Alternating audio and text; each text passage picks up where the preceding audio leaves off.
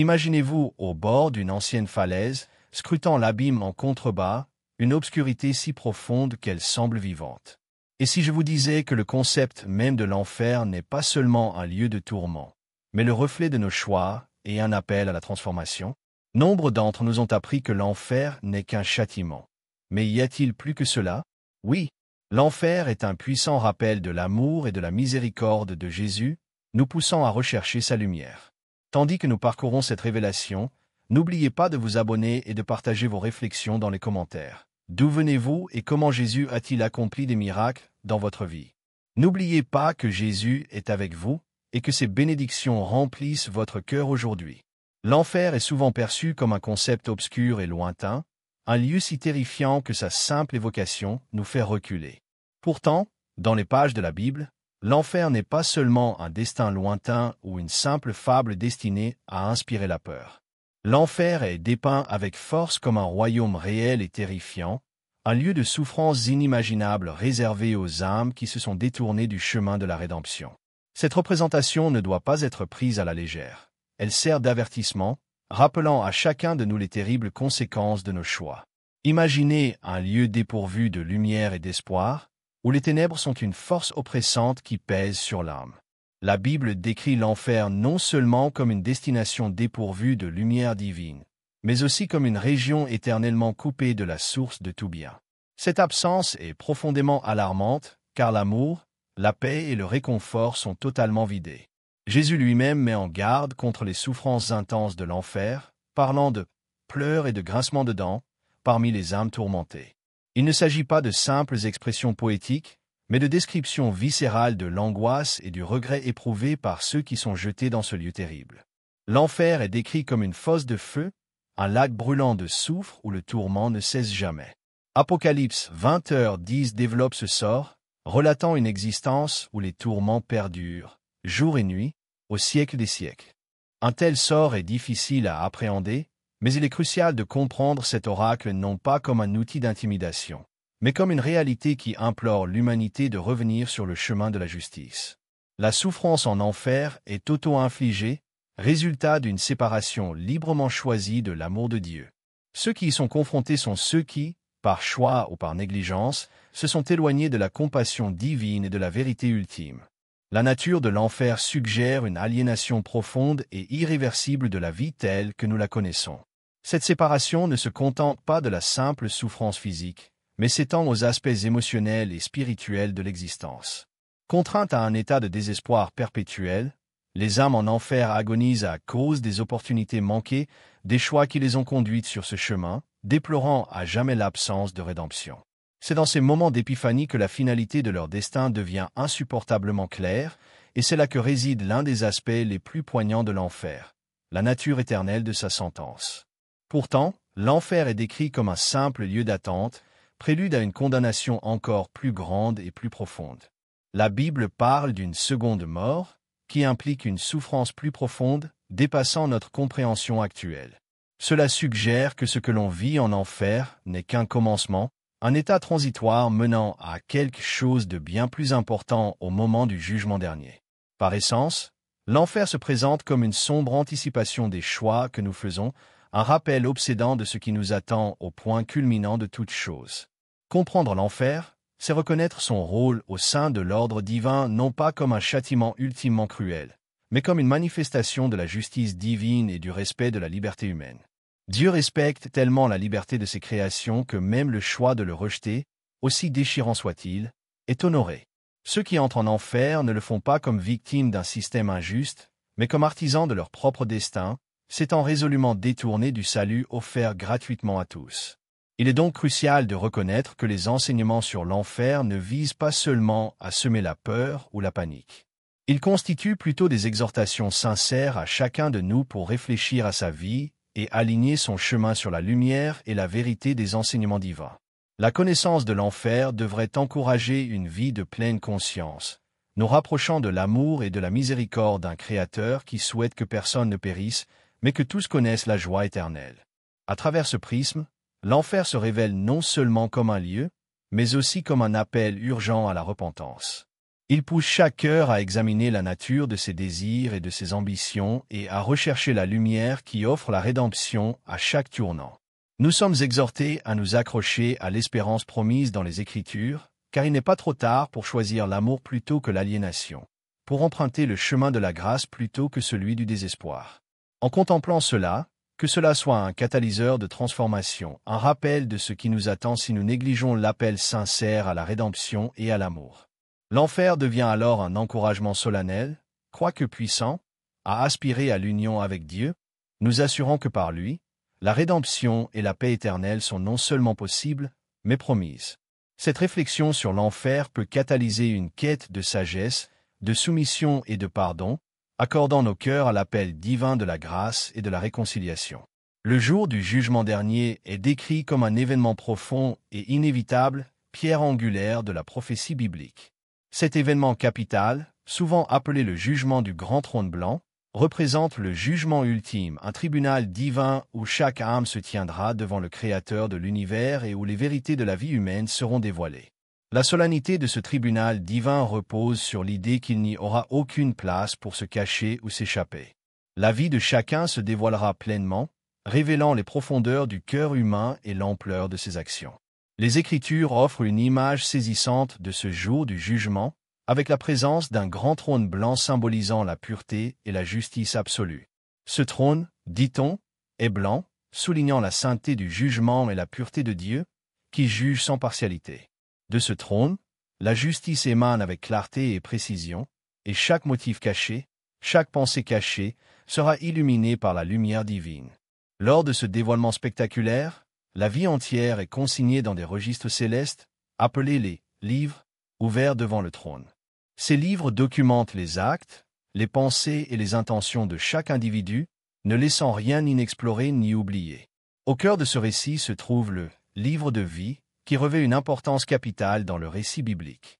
Les Écritures affirment que ceux dont les noms figurent dans le livre de vie reçoivent la récompense ultime de la communion éternelle avec Dieu. Ce livre symbolise donc l'espoir et la rédemption, un phare pour ceux qui ont cherché la réconciliation avec Dieu par la foi. À l'inverse, l'absence de son nom dans ce livre préfigure un destin différent, la séparation éternelle de la présence de Dieu, que la Bible décrit comme le châtiment le plus profond. Cette scène de jugement est dépeinte de manière poignante dans l'Apocalypse, soulignant le caractère irréversible du verdict final. Le texte sacré dépeint un moment où la terre et le ciel fuient la présence du juge, soulignant l'ampleur et la solennité de l'événement. L'humanité est vulnérable, n'étant plus protégée par les distractions temporelles ou les façades de l'existence terrestre. C'est le moment où toute prétention s'effondre et où la véritable essence de l'âme se révèle devant le juge divin. Laissés sans excuse, ceux qui sont condamnés sont confrontés à la prise de conscience de leur condition spirituelle. Cette image est encore renforcée par les passages qui parlent des morts, grands et petits, jugés selon leurs actes, tels qu'ils sont consignés dans les livres. Un puissant sentiment d'équité règne, chaque personne étant tenue responsable de ses actes, soulignant le principe selon lequel la justice de Dieu est à la fois personnelle et impartiale. Le jugement dernier incarne un vaste récit de justice divine, enveloppé dans la certitude morale de la justice du Créateur. Il met en lumière les graves conséquences qui attendent ceux qui ont choisi de s'écarter du chemin de la justice. Pourtant, il constitue simultanément un appel clair à embrasser l'espérance du salut, exhortant chacun à rechercher sincèrement la grâce rédemptrice offerte par la foi. Tel est le paradoxe du jugement dernier, un moment à la fois d'effroi et de promesse, où la gravité de la séparation éternelle se heurte à la possibilité d'une communion éternelle avec Dieu. Des passages faisant référence au jugement dernier parsèment les Écritures, des évangiles aux épîtres, rappelant constamment aux croyants la gravité de leur cheminement de foi. Jésus lui-même a parlé de ce jour, l'illustrant par des paraboles et des enseignements qui exhortaient à la préparation et à la vigilance. Ces paroles résonnent d'urgence et de compassion, encourageant chacun à répondre à l'appel de la repentance et à embrasser le pouvoir transformateur de la miséricorde divine.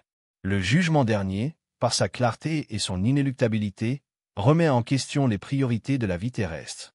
Il interpelle l'âme, invitant à une introspection qui transcende les aspirations superficielles. Comprendre le caractère sacré de cet événement à venir incite à vivre avec intentionnalité et détermination, à rechercher le cœur de Dieu et à inscrire son nom dans le livre de vie par la foi, la repentance et une vie juste. Cette révélation implacable et éclatante de la vérité pose les bases des chapitres suivants, qui explorent plus en profondeur le destin qui attend ceux qui ne se réconcilient pas avec Dieu. Au fil du récit, il nous propulse de la gravité du jugement à la dure réalité de ce qui suit. L'étang de feu, ultime et définitif par sa signification et son rôle dans l'ordre éternel. L'étang de feu représente un aspect profond et redoutable des croyances eschatologiques. Dans la théologie biblique, il représente la désignation ultime du tourment éternel et conscient pour ceux qui ne bénéficient pas de la grâce divine. Image obsédante qui surgit des pages de l'Apocalypse, ce lieu symbolique et inquiétant marque la destination des âmes non inscrites dans le livre de vie. Lorsque nous réfléchissons à l'étang de feu, il exige notre attention au-delà de la curiosité littéraire, il appelle à une véritable introspection. Apocalypse 20 le présente avec force comme la seconde mort, un lieu baigné par les flammes du jugement éternel. Contrairement au tourment temporaire de l'Hadès, l'étang de feu est éternel. Sa permanence est effroyable, un état où la douleur spirituelle et physique fusionnent en une agonie sans fin. C'est un isolement cosmique, dépourvu de présence divine, une existence singulière saturée de désespoir. L'absence profonde de Dieu est tangible, conduisant à une souffrance implacable où la rédemption et les secondes chances sont irrévocablement absentes. Imaginez l'ampleur d'une séparation éternelle d'avec le Créateur. Si le chapitre précédent éclairait la finalité du jugement, nous approfondissons ici ce qui suit lorsque les verdicts divins sont rendus de manière désastreuse. La grandeur du jugement final sonne comme un appel retentissant pour empêcher les âmes de pénétrer dans cet abîme de feu. Parmi ces flammes, il n'y a ni paix, ni tranquillité, seulement la réalité déchirante de la séparation d'avec la grâce divine. L'image du lac de feu présente un lieu où les lamentations résonnent perpétuellement, où les cris se mêlent à un feu sans fin, incarnant le désespoir. Les implications théologiques sont immenses. L'enfer, dans sa dimension temporelle, n'est qu'un précurseur de cette destination insupportable. C'est l'aboutissement ultime d'une vie privée de Dieu, où chaque péché non repenti engendre une dette, accumulant des intérêts en un amas de tourments. L'existence même du lac de feu nous pousse à la réflexion. Ce n'est pas seulement une histoire effrayante, mais une réalité destinée à éclairer notre cheminement spirituel, un repère soulignant la nécessité d'une foi et d'une repentance authentique. Le caractère irréversible de la seconde mort agit comme un frein, poussant l'humanité vers une vie spirituelle transformatrice. Alors que le livre de l'Apocalypse dévoile cette vérité poignante, les croyants sont poussés vers l'urgence. Le salut transcende le concept, devenant un appel impératif à l'action. Le récit divin tissé tout au long des Écritures nous invite à aligner nos vies sur les enseignements du Christ, afin que nos noms soient inscrits dans le livre de vie, nous préservant ainsi d'une telle fin. Pour ceux qui se trouvent éloignés de cette croyance, le lac de feu est un rappel spirituel des conséquences de l'écart avec les voies divines. Si sa description peut susciter la peur, cette crainte n'est pas dénuée de sens. L'intention ultime demeure un appel à la rédemption et une compréhension plus profonde de l'ampleur de la grâce. Dans notre discours spirituel, le lac de feu contraste fortement avec les promesses du ciel. L'éternité décrite est un destin contraire à toute aspiration aux promesses éternelles de Dieu. En tant que mentors spirituels, nous devons guider les autres, les éloigner des chemins de la destruction, réitérant l'essence de l'amour de Dieu, qui vise à détourner les cœurs du péril imminent vers la lumière du salut éternel. Ce chapitre, bien qu'intense, constitue un point central dans le récit plus large de l'existence et de la conviction théologique. Plutôt que de susciter la terreur, il invite à une résonance plus profonde avec le cœur de l'urgence spirituelle. Comprendre le lac de feu conduit au choix ultime. Choisir la vie, la repentance et l'alignement sur le dessein divin plutôt que la morosité du désespoir éternel. Ainsi, notre cheminement ne s'achève pas par la prise de conscience du jugement, mais nous pousse plutôt à la réflexion dans le chapitre suivant, une réflexion sur notre état spirituel et notre préparation face à cette rencontre divine. C'est là que se situe notre carrefour spirituel, nous guidant vers l'introspection et une transformation sincère, nous préparant à affronter l'éternité définie par la grâce de Dieu et non par les flammes de l'étang de feu. À l'ombre de la solennité des considérations précédentes sur l'étang de feu, ce chapitre invite chaque âme à une réflexion profonde et honnête. Une telle réflexion n'est pas une simple introspection superficielle, mais une plongée au plus profond du cœur et de l'esprit. Elle pose la question cruciale. Où se situe réellement sa foi? Elle remet en question les expressions superficielles de la foi et incite les croyants à se demander si leur vie est véritablement en phase avec les enseignements et le pouvoir transformateur de la Bible. Au milieu de notre quotidien et du brouhaha du monde moderne, une pause pour une réflexion sincère devient plus que jamais essentielle. Cette invitation ne vise pas à susciter la peur, mais à mettre en lumière l'importance de notre condition spirituelle et de notre disposition à rencontrer le juge divin.